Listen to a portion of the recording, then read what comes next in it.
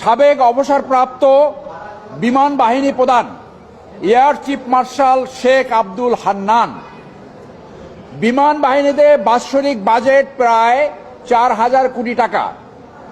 ২০২১ থেকে ২০২৪ পর্যন্ত তিনি বিমান বাহিনী প্রধান হিসেবে দায়িত্ব পালন করেছেন।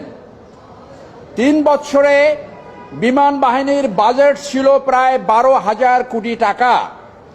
তিনি এই ৩ বছরে প্রায় ৩,০০০ কোটি টাকা দুর্নীতির মাধ্যমে হাতিয়ে নিয়েছেন, যা বিমান বাহিনীর ৩ বছরের বাজেটের ২৫%। তিনি ১৮টি স্থাপনা যেটা ব্যবহার উপযোগী ছিল সেইগুলো ভেঙে শুধু দুর্নীতির প্রায়শে তিনি সেইটি নতুন বিল্ডিং করার ব্যবস্থা করেছেন। সেই বিল্ডিংগুলো এখন অব্যবহৃত অবস্থায় পড়ে আছে।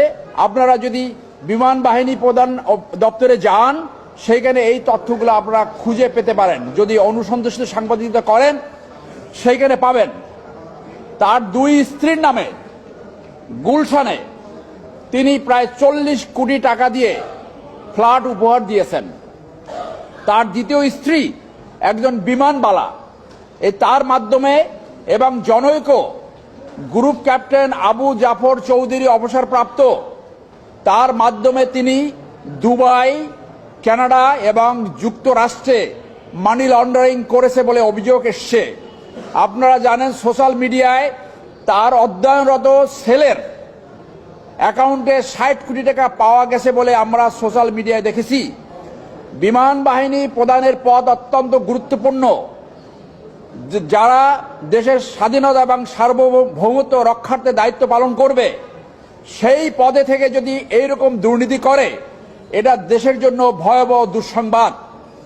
আর যাতে কেউ দুর্নীতি না করতে পারে এই ধরনের গুরুত্ব পদে থেকে, সেই জন্য আমরা আজকে দুর্নীতি দমন কমিশনের চেয়ারম্যান বরাবর তার দুর্নীতি অনুসন্ধানের জন্য একটি আবেদন করেছি, যার কপি দিয়েছি মাননীয় প্রধান উপদেষ্টা, আইন উপদেষ্টা, বিমান বাহিনী প্রধান, ডিজিপাই এবং ডিজি এনএসআই কে।